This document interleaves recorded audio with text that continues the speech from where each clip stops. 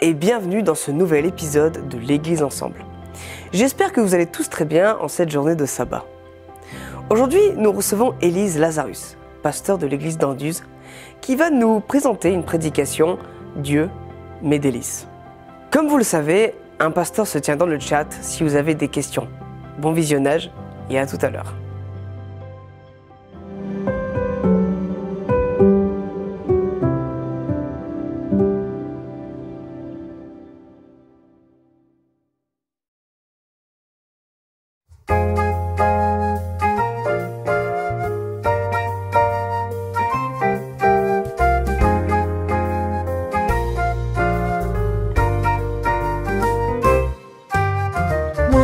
Je suis dans la joie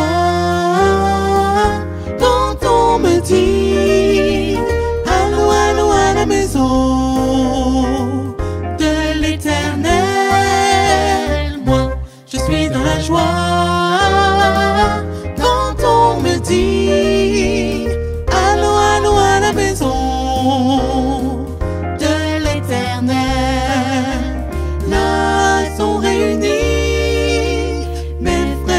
mes amis, tous les gens que j'aime, ceux qui me comprennent.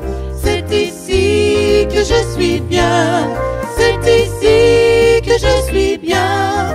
Moi, je suis dans la joie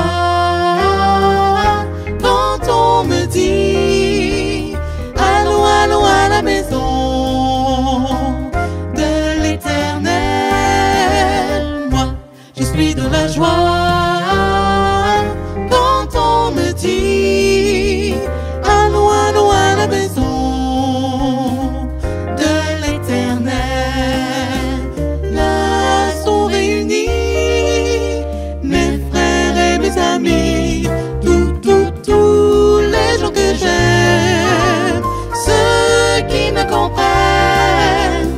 C'est ici que je suis bien, c'est ici que je suis bien, c'est ici que je suis bien, c'est ici que je suis bien, c'est ici que je suis bien, c'est ici que je suis bien. Moi, je suis dans la joie quand on me dit allons, allons à la maison de l'Éternel. Moi, je suis dans la joie quand on me dit allons, allons à la maison de l'Éternel. Allons, allons à la maison de l'Éternel, de l'Éternel, de l'Éternel.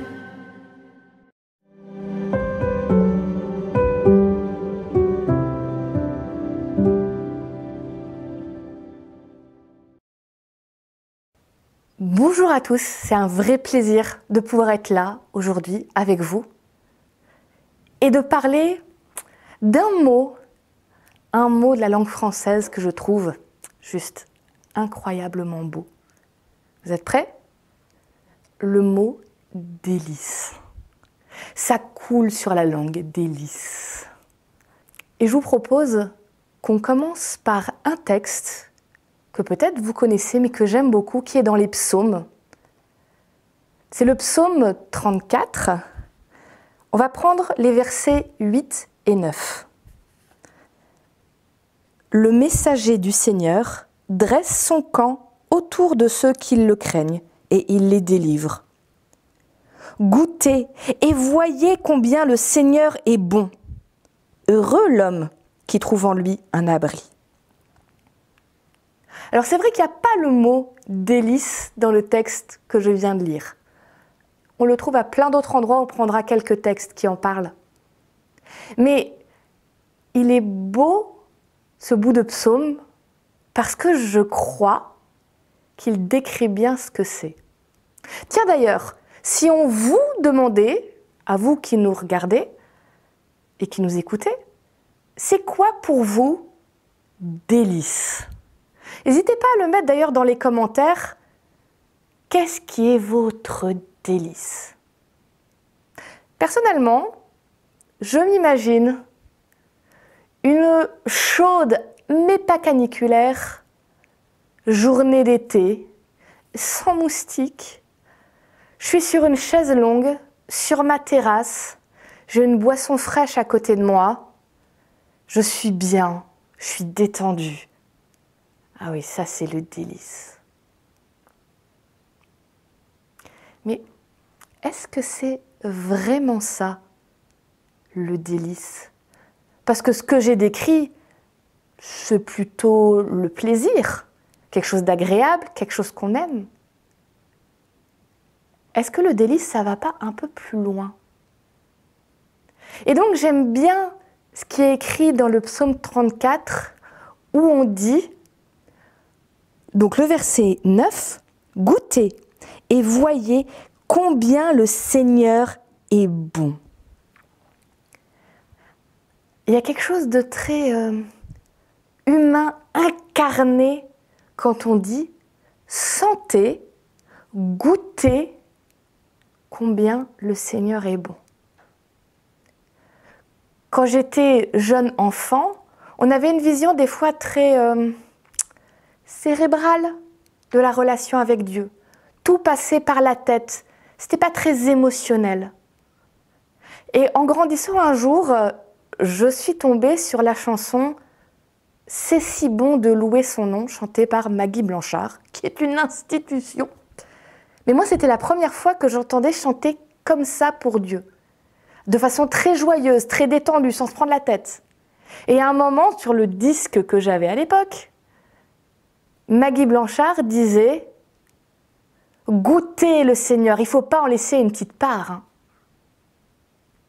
Et je ne peux pas vous dire à quel point ça m'avait touchée dans ma vie d'adolescente, de me dire mais j'ai vraiment le droit de savourer, d'être avec Dieu. C'est pas censé être solennel, calme, dans le respect. Alors oui, ça l'est aussi. Mais j'ai le droit vraiment de faire de Dieu mon délice. On pourrait avoir l'impression que faire de Dieu ses délices, c'est simple.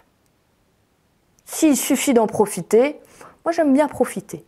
Donc ça devrait être facile. Alors pourquoi est-ce que des fois ça l'est pas? Pourquoi est-ce que des fois je me sens pas forcément si bien que ça dans la présence de Dieu, si bien que ça dans ma vie, si bien que ça avec les autres? J'ai pas l'impression d'être dans le délice. Pourquoi la vie du chrétien, du croyant, de celui qui a la foi n'est pas pavée de bonheur et de simplicité? Qu'est-ce qui me bloque pour faire réellement de Dieu un délice? Ben, je crois que c'est parce que tout simplement, je suis un être humain. Vous aussi, normalement. Et comme on est des êtres humains, on a des émotions contradictoires, des pensées contradictoires. Et ça vient parfois embrouiller un peu tout ça. Ça rend les choses pas aussi simples. Mais du coup, je crois que faire de Dieu ses délices, ça va plus loin que juste apprécier de passer du temps avec lui, être bien dans un temps de prière, ça va plus loin que ça.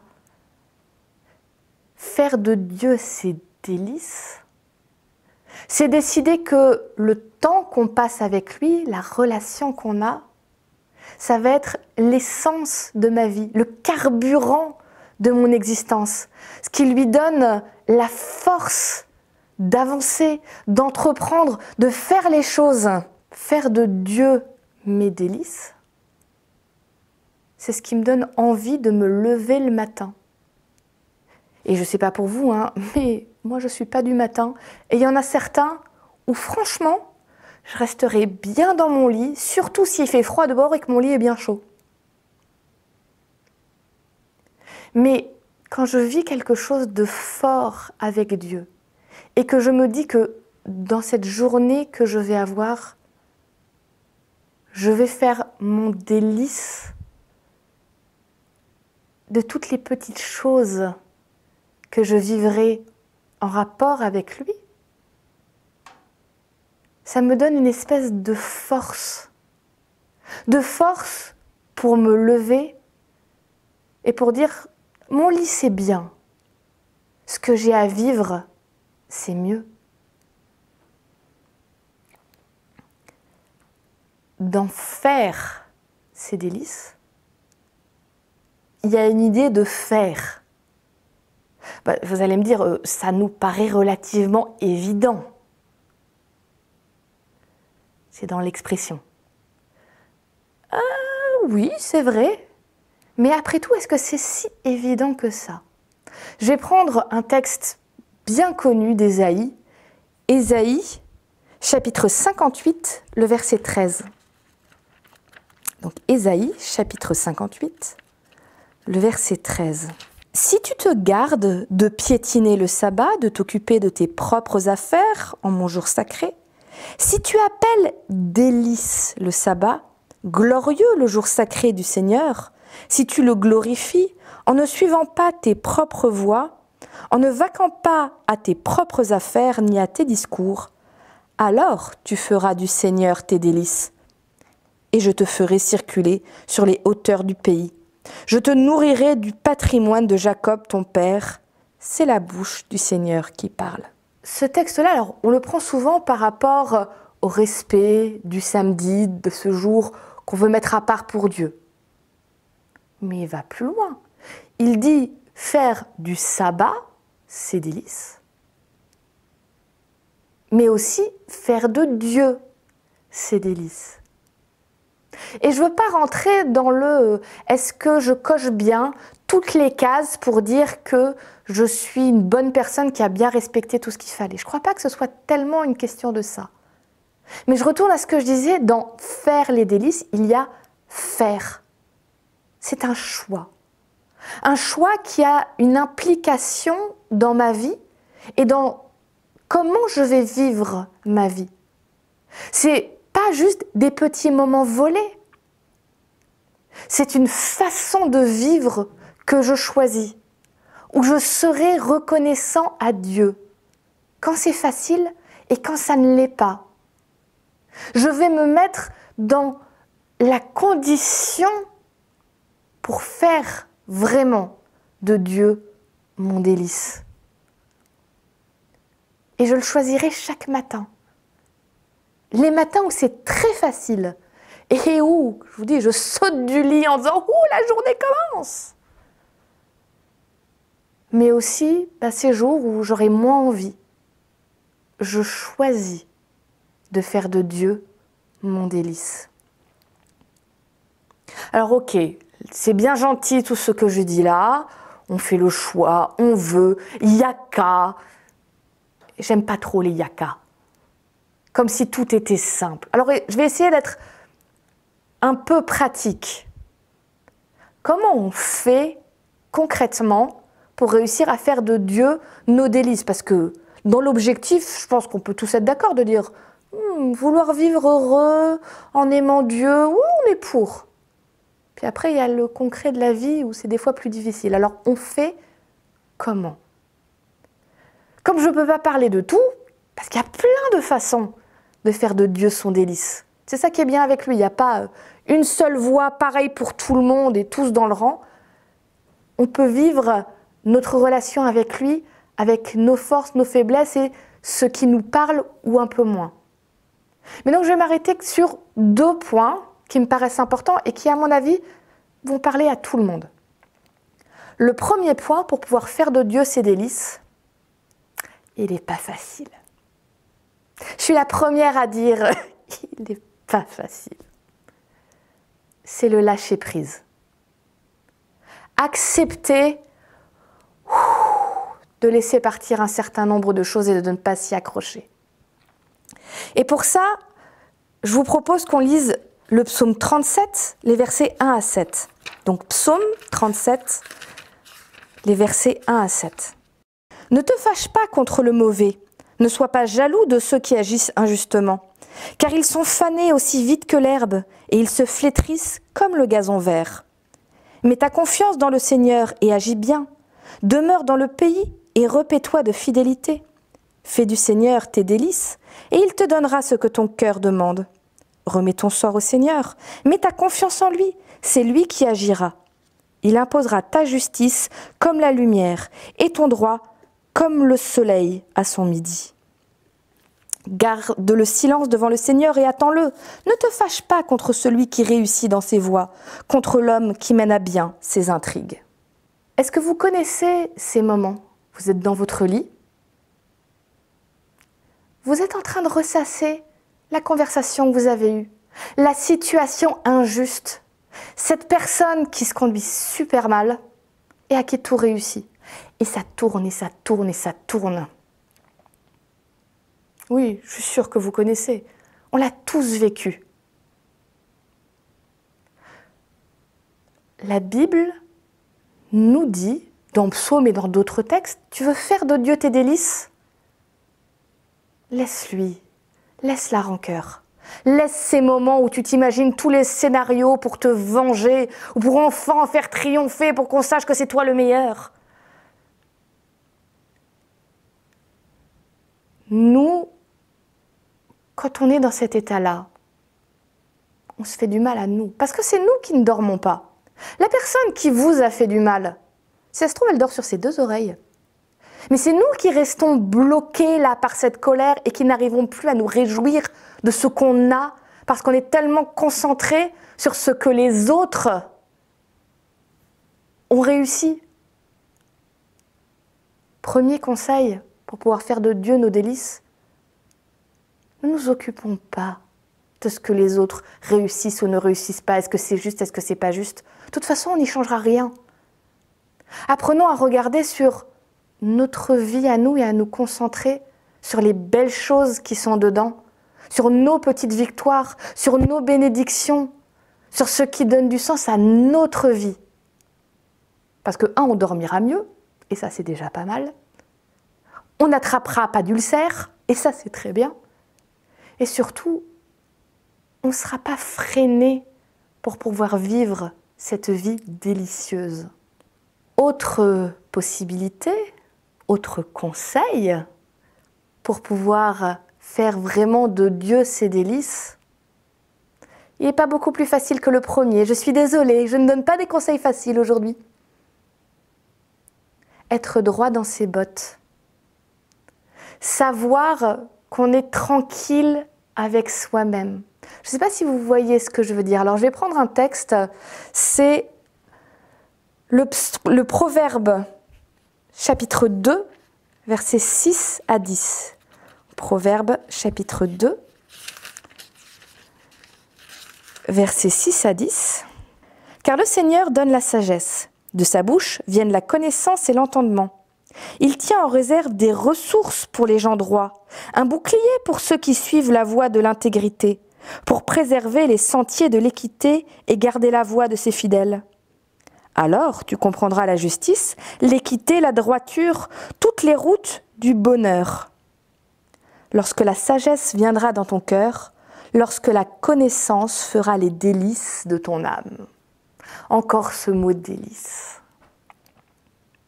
Pourquoi je dis être droit dans ses bottes? Ces quelques versets, ils vont pas mal insister sur être juste, être droit, avoir de la connaissance, mais dans le but de la mettre en pratique, pour avoir de la sagesse. Je ne sais pas pour vous, mais moi, il y a des moments où je ne me sens pas à l'aise de me présenter devant Dieu. Complètement à tort, parce que Dieu, lui, me dit, peu importe l'état dans lequel tu es, viens à moi. Mais c'est moi qui me sens pas à l'aise. Pourquoi? Parce que je ne suis pas à l'aise avec moi, avec certaines choses que j'ai pu faire, que j'ai pu penser, que j'ai pu dire, certaines décisions que je prends dans ma vie. Et du coup, ce malaise en moi, il prend de la place, il est lourd. Et il va prendre la place peut-être dans mes relations avec les autres. J'ai pas envie qu'il voit ça, il faut pas qu'il soit au courant. J'ai peur qu'il me juge. J'ai peur qu'il soit déçu. Ça prend de la place là dans la tête. Mais ça, c'est vrai aussi parfois avec Dieu. Je me sens moins à l'aise pour prier.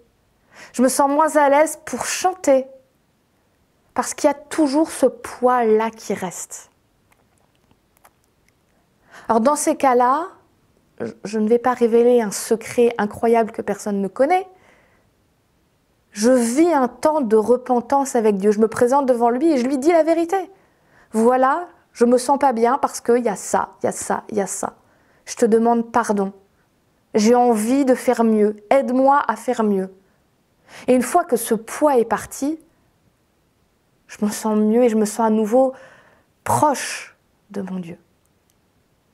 Mais si je garde ça en moi, et si je continue à agir, j'ai envie de dire, d'une façon qui me rend mal à l'aise, petit à petit, le fossé que je mets entre moi et Dieu s'agrandit, s'agrandit, s'agrandit.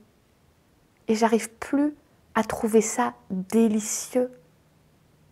Et le pire, c'est que dans ces cas-là, je vais commencer à chercher la petite bête chez les autres. Parce que si moi, je suis pas bien, il ne faudrait pas que les autres soient mieux que moi quand même. Donc, je vais commencer à aller pic, pic, pic. Il n'y a pas de raison que tu te sentes bien si moi je ne me sens pas bien. C'est très humain de faire ça, c'est très malsain. Il faut qu'on apprenne à ne pas faire ça. Mais je crois que Dieu veut et peut nous aider à sortir de ces schémas qui nous font du mal et qui font du mal aux autres. En acceptant nos limites, en essayant de vivre mieux, en se disant « je me donne pour objectif de vivre le mieux possible », en acceptant l'amour de Dieu, on apprend à vivre différemment. Et là, le délice arrive. Le but, c'est pas de voir la loi de Dieu, les règles, les commandements, les conseils, mettez le mot que vous voulez. Le but, c'est pas de les voir comme des contraintes, mais comme quelque chose fait pour nous aider à vivre les délices avec Dieu et avec les autres. Alors, à un moment, si je veux vraiment faire de Dieu mes délices, je dois faire ce choix assumé de vivre selon les lois qu'il me propose, pas dans la contrainte, pas dans la peur, même pas dans le tolérer, mais dans la joie de la liberté complète, de dire je suis heureuse de vivre ça avec toi, mon Dieu. Je crois que faire de toute sa vie des délices avec Dieu et pour Dieu, c'est tout simplement accepter de vivre en disant « Dieu, ce que j'ai maintenant me suffit. Je sais que tu as encore des tonnes de bénédictions en réserve pour moi. À chaque pas, je sais que tu seras là et je profiterai de ta présence et de cette relation avec toi chaque jour de ma vie. Que le Seigneur nous aide à rentrer dans une vie avec lui de délices. » Merci à Élise pour ce moment de partage. Si vous n'êtes pas abonné, c'est le moment de le faire. Et n'oubliez pas d'activer la cloche pour recevoir toutes les nouveautés. De plus, si vous le souhaitez, vous pouvez donner vos offrandes en cliquant dans le lien qui se trouve dans la description. Bon sabbat et à la semaine prochaine.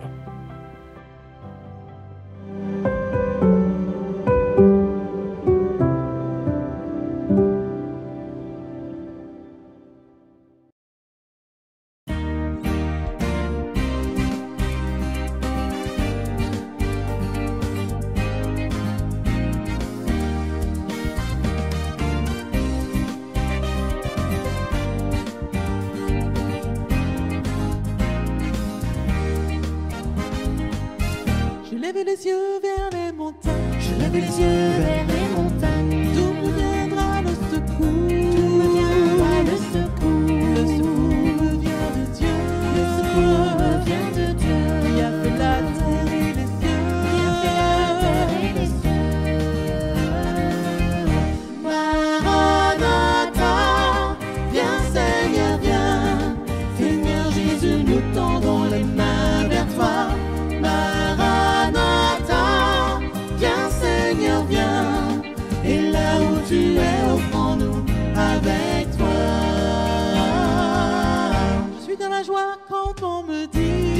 joie quand